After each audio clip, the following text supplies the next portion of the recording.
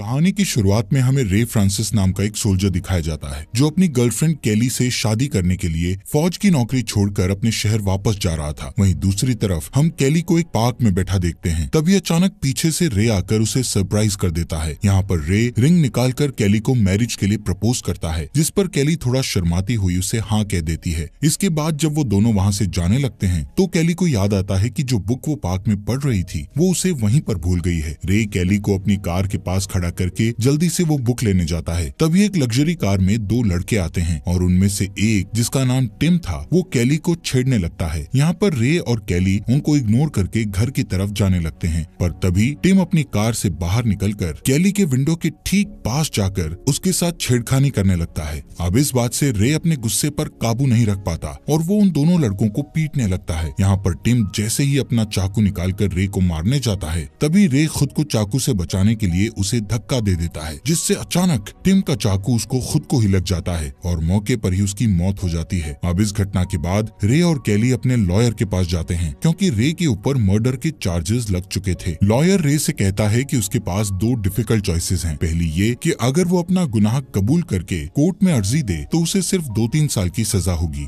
Lawyer रे से कहता है कि लेकिन मैं इस सजा को सिर्फ 18 महीने की करवा दूंगा। दूसरी तरफ लॉयर रे को बताता है कि अगर उसने अपना गुनाह कबूल नहीं किया तो उसे 5 से 8 साल तक की सजा हो सकती है। वो बताता है कि रे किसी भी सूरत में सजा से नहीं बच सकता। अब यहाँ आखिर में रे अपना गुनाह कबूल करके कोर्ट में अर्जी देने और 18 महीने की सजा काटने का फैसला करता है। यहाँ से सीन शिफ्ट होता है और हम हार्वी थॉम्पसन को देखते हैं जो कि अपने बेटे की मौत को बर्दाश्त नहीं कर पा रहा था। असल में थॉम्पसन काफी ज्यादा पैसे वाला था, इसलिए वो अपने लोगों को रे के बारे में पता लगाने के लिए भेजता है और उनके जरिए थॉम्पसन को उस जेल की जानकारी मिलती है जहां रे को रखा जाना था। इस जेल का इंचार्ज जैक मॉरिसन नाम का एक आदमी था। वहीं थॉम्पसन जैक मॉरिसन से मिलने जाता है। वो जैक को पैसों की मोटी रकम देता हुआ कहता है कि रे इस जेल से कभी भी बाहर नहीं निकलना चाहिए। दूसरी साइड जेल में नए कैदियों को सजा के लिए लाया जाता है। इन कैदियों में रे भी था। यहाँ पर रिको नाम का एक बूढ़ा गार्ड नए कैदियों को सिक्योरिटी चेक के लिए अपने सारे कपड़े उतारने के लिए कहता है और जब रिको एक नए कैदी को जबरदस्ती उसका अंडरवेयर उतारने के लिए मजबूर करता है तो रे रिको की इस बात का विरोध करता है, जिससे रिको रे को उसके जेल के पहले दिन से ही टॉर्चर करने लगता है।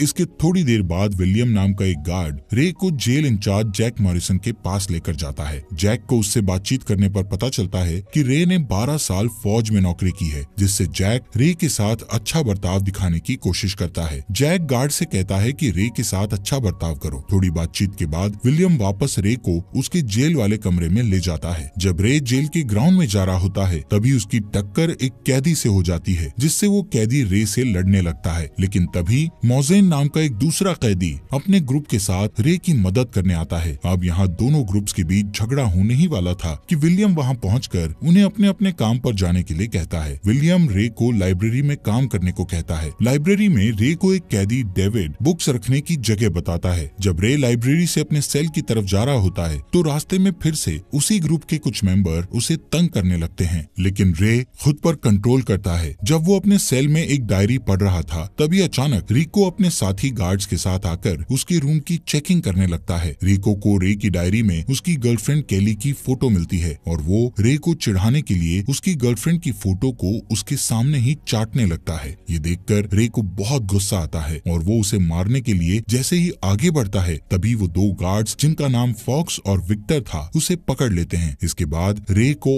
और गुस्सा दिलाने के लिए रिको उसकी गर्लफ्रेंड की फोटो को फाड़ देता है। इसके बाद रिको उसको कपड़े उतारने के लिए कहता है और थप्पड़ मारकर उसे डराने लगता है। जब रिको डंडे को उसके सर पर मारने वाला होता है तो विक्टर उसे ऐसा करने से रोक देता है। अगले दिन जब रे नहा रहा होता है तो वहाँ हैमर नाम का एक बड़े कद वाला कैदी आता है जो उसे झुकने के लिए कहता है ताकि वो उसके मजे ले सके। रे गुस्से में उसे एक मुक्का मारता है जिससे वो दूर जाकर गिरता है। तभी रिको वहाँ आकर रे को तब तक मारता है जब तक वो उसे जैक के रूम में नहीं ले जाता। रे जैक को ये बताने की कोशिश करता है कि वो खुद को उस गे आदमी से बचाने की कोशिश कर रहा था, पर जैक उसे कहता है कि ये सब यहाँ नॉर्मल है। रे के लगातार बहस करने पर रिको और फॉक्स उसे फिर से मारने लगते हैं। यहाँ पर भी विक्टर उन्हें मारने से रोक लेता है कि कहीं रे मर न जाए। लंच के समय रे अपने दूसरे कैदियों जेड और डेविड के साथ बैठकर लंच करता है। डेविड के साथ बातचीत के दौरान रे को वो कैदी भी दिखाई देता है जिसके साथ जेल में उसकी पहली लड़ाई हुई थी। इसके बाद जब डेविड और रे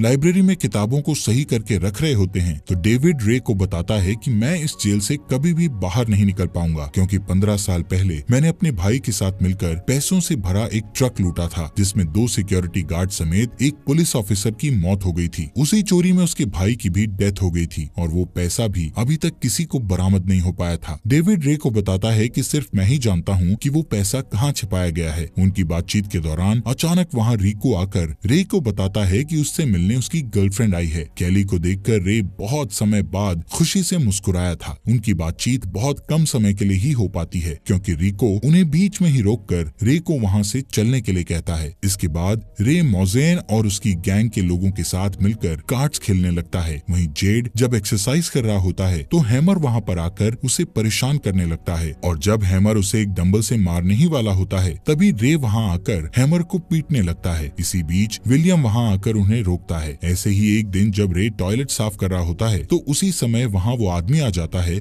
जिससे उसकी शुरुआत में लड़ाई हुई थी। वो रे से बदला लेने की कोशिश करता है पर रे उसको फाइट में बुरी तरह से हरा देता है। अब यहाँ पर रिको के साथ इस बार जेल इंचार्ज जैक भी आता है। जैक एक बैट लेकर रे के पीछे घुसा देता है। अगले दिन तीनों गार्ड्स विक्टर, फॉक्स और रिको इकट्ठे होते हैं। इन तीनों गार्ड्स को जैक ने घूस दी थी ताकि वो रे को टॉर्चर कर सकें। लेकिन अब यहाँ पर विक्टर फॉक्स और रिको से कहता है कि अब मैं इस मामले में और नहीं पढ़ना चाहता। साथ ही वो उनको ये भी धमकी देता है कि वो इस मामले को कोर्ट तक लेकर जाएगा। विक्टर के जाने के बाद सभी गार्ड्स का हेड विलियम वहाँ आता है। विलियम को बिल्कुल नहीं पता था कि उसकी पीठ पीछे क्या हो रहा है। वो रे से टॉयलेट साफ करवाने की बात पर उन्हें डांटता है क्योंकि उसने रे को लाइब्रेरी का काम दिया था। विलियम फॉक्स और रिको को कहता है कि आगे से तुम मेरी इजाजत के बिना कोई भी फैसला नहीं करोगे। इसके बाद रिको और फॉक्स जैक के पास जाते हैं और उससे कहते हैं कि विक्टर ने उनका साथ देने से मना कर दिया है और साथ ही वो उनके प्लान्स को खराब भी करना चाहता है, जिस पर जैक उनको बोलता है कि विक्टर को ठिकाने लगा दो। यहाँ से फॉक्स और रिको एक कैदी के सेल में जाते हैं और उसका बिस्तर चेक करने पर उन्हें एक तेजदार चाकू मिलता है। वो इसके लिए उस कैदी को नीचे झुकाकर माफी मंगवाते हैं। अगले दिन जब वो कैदी टॉयलेट साफ कर रहा होता है तो टॉयलेट में वो विक्टर की डेड बॉडी देखकर डर जाता है। यहाँ पर साफ दिखाई दे रहा था कि ये एक सोचा समझा मर्डर है। जल्दी ही रिको और फॉक्स वहाँ पहुँचते हैं और इस मर्डर का इल्जाम उस कैदी पर लगा देते हैं जिसके पास से उन्होंने उस तेजदार चाकू को बरामद किया था। वहीं दूसरी तरफ रे डेविड से मोजेन के बारे में पूछता है, जिस पर डेविड उससे बताता है कि मोजेन एक बड़ा खिलाड़ी है जो जेल के अंदर से ही अपने गैंग के साथ ड्रग्स का धंधा चलाता है। थोड़ी दूरी पर खड़े मोजेन के गैंग वाले उनकी बातचीत को नोटिस करके उनके पास आते हैं। मोजेन रे को कहता है कि वो जेल के अंदर किस गैंग को चुनता है इसका ध्यान रखे, क्योंकि उस जेल में एक दूसरा गैंग भी था जो रे का दुश्मन बन चुका था। अगली सुबह जब रे और डेविड नहा रहे होते हैं तब मोजेन गैंग वहाँ पहुँचता है और उस आदमी को चाकू से मार देता है जिसने टॉयलेट में पहले रे को परेशान किया था। क्योंकि अब इस मर्डर का इल्जाम रे पर लगा था इसलिए वो तुरंत दूसरी गैंग के मेंबर्स के पास जाकर उन्हें कहता है कि ये मर्डर मोजेन की गैंग ने किया है। दूसरी गैंग वाले रे की इस बात से सहमत हो जाते हैं। वहीं हैमर जेड को एक कमरे में ले जाकर उसका यौन शोषण करता है। कुछ दिन बाद जब रे की गर्लफ्रेंड कैली रे से दोबारा मिलने आती है तो फॉक्स और रिको उससे बदतमीजी करने लगते हैं और सिक्योरिटी चेक के नाम पर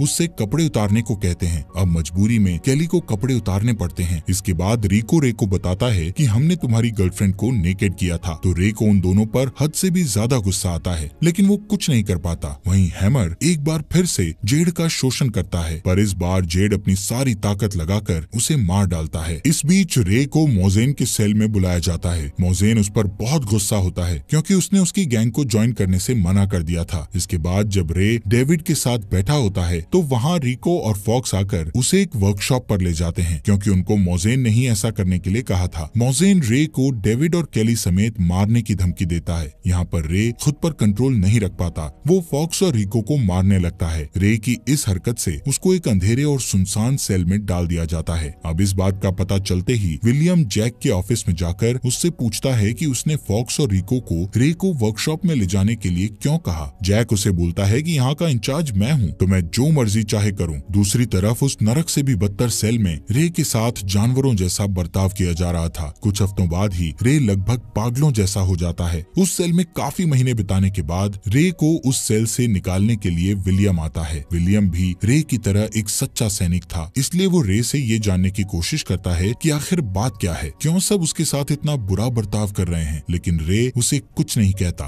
क्योंकि वो अब किसी पर भी भरोसा नहीं करना चाहता था। रे के ठीक होने के बाद मोजेन अभी भी उससे बदला लेना चाहता था, इसलिए वो जेड को रे को चाकू मारने के लिए कहता है। अब क्योंकि रे ने बुरे समय में हमेशा जेड का साथ दिया था, इसलिए वो रे को नहीं मारता। जेड की इस बात से मोजेन उसको जान से मार डालता है। जेड की मौत के बारे में सुनकर रे अपने इमोशंस पर काबू नहीं रख पाता और सीधे मोजेन की गैंग की तरफ बढ़ता है। उसकी गैंग के एक आदमी को मारने के बाद रे मोजेन को लड़ने के लिए चैलेंज करता है, जिससे दूसरी गैंग के मेंबर रे की सपोर्ट में खड़े हो जाते हैं। वहीं जैक ये सब विंडो से देख रहा था। जैक रिको और फॉक्स को उन्हें रोकने की बजाय लड़ने देने के लिए कहता है। अब क्योंकि रे एक मिलिट्री बैकग्राउंड से था, इसलिए वो आसानी से मोजेन को हरा देता है। यहाँ तक कि वो उसे अपने हाथों से जकड़कर मारने ही वाला होता है कि तभी उसकी नजर डेविड पर पड़ती है, जो इशारे से उसे मोजेन को मारने से मना करता है, जिससे रे मोजेन को छोड़ देता है। पर तभी एक चाकू मोजेन के बगल में गिरती है और मोजेन वो चाकू उठाकर रे को पीछे से मारने की कोशिश करता है। लेकिन उसी वक्त डेविड रे को बचाने के लिए खुद चाकू के आगे आ जाता है। तभी दूसरी गैंग का लीडर मोजेन को मार डालता है। इसके बाद रे को जैक के रूम में बुलाया जाता है। जैक उसे बताता है कि उसकी सजा बढ़ा दी गई है। यहाँ पर रे उसको बोलता है कि तुम पैसे के लिए अपनी माँ को भी बेच सकते हो। इस बात से भड़ककर गुस्से में जैक रे को सारी सच्चाई बताते हुए कहता है कि मुझे तुम्हें जेल से निकालने से रोकने के लिए हावी थॉमसन ने बहुत सारे पैसे दिए थे,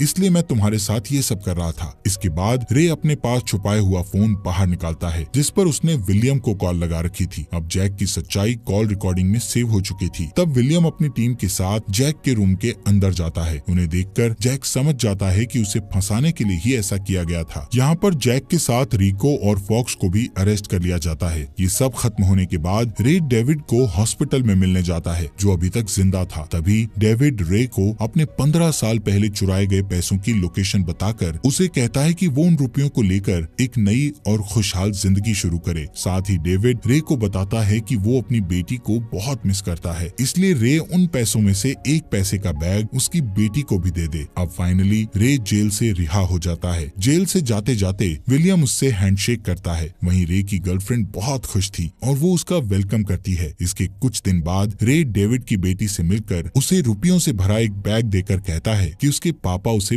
बहुत मिस करते हैं, इसलिए वो उनसे मिल आया करे। वहीं दूसरी तरफ हम देखते हैं कि विलियम जेल में आए नए कैदियों से जेल के कपड़े पहनने को कहता है। उन कैदियों में से एक टिम का बाप हावी थॉमसन भी था, जो जैक को घूस देने और सारी परेशानियां खड़ी करने का जिम्मेदार था।